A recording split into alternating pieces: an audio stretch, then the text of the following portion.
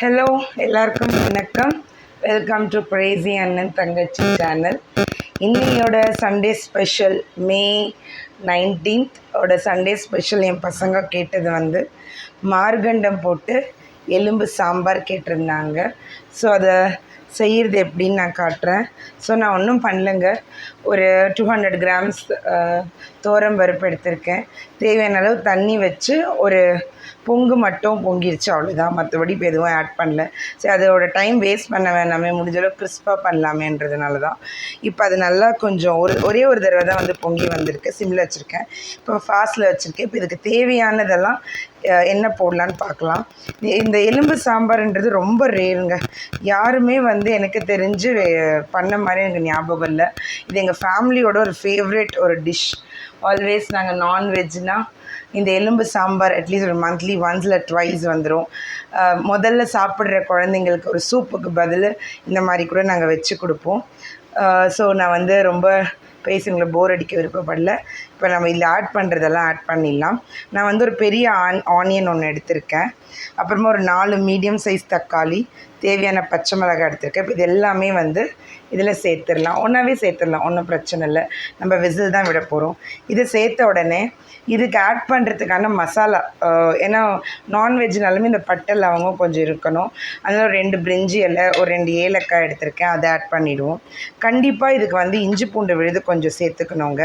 அதனால் நான் வந்து ஒரு 1/4 டீஸ்பூன் போல் இருக்கிற இஞ்சி பூண்டை வந்து நான் சேர்த்துக்கிறேன். சேர்த்துட்டு கொஞ்சம் மஞ்சள் தூள் போட்டுக்கலாம். ஸோ வந்து இப்போது மஞ்சள், தேவையான அளவு மஞ்சள் சேர்த்துடலாம். இப்போ நல்லா அலசி வச்சுருக்கிற மார்கண்ட எலும்பு, நான் வந்து இது ஒரு 1/2 kg எடுத்திருக்கேங்க. நம்ம இதை சாம்பார் வந்து ஒரு தண்ணியாக வச்சுப்போம், நல்லாயிருக்கும். இதோட நம்ம என்ன சைட் டிஷ்க்கு வச்சுக்கலாம். இன்றைக்கி நாங்கள் பிளான் பண்ணது வந்து சிக்கன் கிரேவி பிளான் பண்ணியிருக்கிறோம். ஸோ இது போட்டாச்சு. போட்டு கையோடவே நம்ம தூள் ஆட் பண்ணிடலாம். இப்போ நான் வந்து தூள் ஆட் பண்ண போகிறேன். இந்த தூள் வந்து நானே வீட்டில் ரெடி பண்ணுறது தாங்க, குழம்பு தூள் தான். அது வந்து நம்ம காரத்துக்கு ஏற்ற மாதிரி ஆட் பண்ணிக்கலாம். ஆக்சுவலாக நான் எப்பவும் வாங்கி அரைக்கிறது தான். 1 கிலோ மிளகாக்கு 1 கிலோ தனியா, அதுக்கான போட வேண்டிய சாமான்கள்லாம் போடுவேன், மிளகு சீரகம் அப்படின்னு. இந்த தடவை என்ன ஆச்சுன்னா காரம் கொஞ்சம், மிளகா கொஞ்சம் காரம் ஆகிடுச்சு.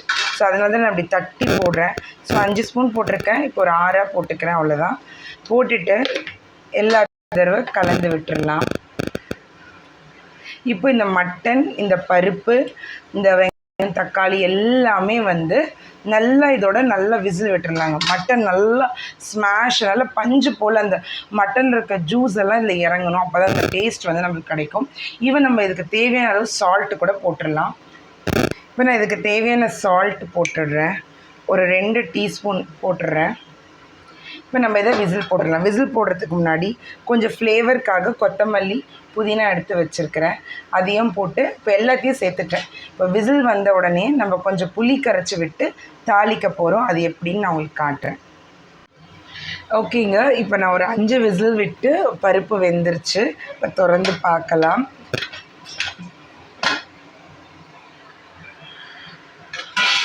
பாருங்க, இப்போ நல்லா பருப்பு எலும்பெல்லாம் நல்லாவே வந்து வெந்திருக்கு. இப்போ வந்து ஸ்டவ் வந்து ஆன் பண்ணிடலாம். இப்போ வந்து நம்ம தேவையான புளி கண்டிப்பாக சேர்த்துக்கணுங்க. புளி சேர்த்தா தான் அந்த ஒரு அந்த டேஸ்ட் வந்து கொஞ்சம் என்ஹான்சிங்காக இருக்கும். ஸோ அதனால நான் செஃப் தாமோதரன் சரோட மிகப்பெரிய ஃபேன். ஸோ அவர் சொல்கிற மாதிரி ஒரு கோலி குண்டு அளவு புளி எடுத்து ஊற வச்சுருக்கேன். இப்போ இதை கரைச்சி நம்ம வந்து சாம்பாரில் சேர்த்துடலாம். இந்த புளியை வந்து கரைச்சதை ஆட் பண்ணிடுறேன் நான் சாம்பாரில்.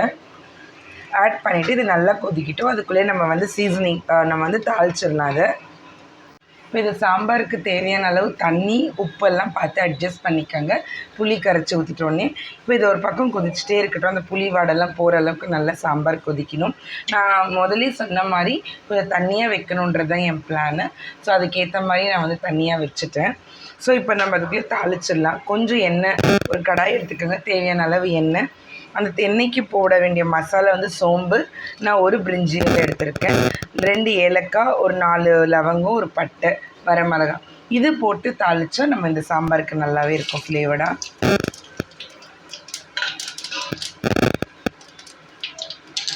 இப்போ இது நல்லா பொரிஞ்சிருச்சு.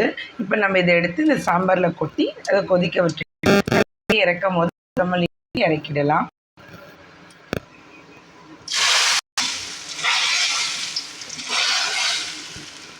அவ்வளோதான், மணக்க எலும்பு சாம்பார் ரெடி ஆகிடுச்சு. கண்டிப்பாக எல்லாரும் ட்ரை பண்ணி பாருங்கள், ரொம்ப டேஸ்ட்டாக இருக்கும். ரைஸ், தோசை, இட்லி எல்லாத்துக்கும் ரொம்ப சூப்பரான ஒரு டிஷ் இது. வந்து நம்ம குழந்தைங்களுக்கு கொடுக்கும் போது நம்ம தூள் கொஞ்சம் கம்மி பண்ணலாம். கம்மி பண்ணி கொடுத்தீங்கன்னா நல்ல ப்ரோட்டீன், நல்ல ஸ்ட்ரென்த்தாகவும் இருப்பாங்க. தேங்க்ஸ் ஃபார் வாட்சிங் கிரேசி அண்ணன் தங்கச்சி சேனல். மறக்காமல் லைக் பண்ணுங்கள், சப்ஸ்கிரைப் பண்ணிவிடுங்க, எங்களுக்கு ஒரு மோட்டிவேஷனாக இருக்கும். பாய்.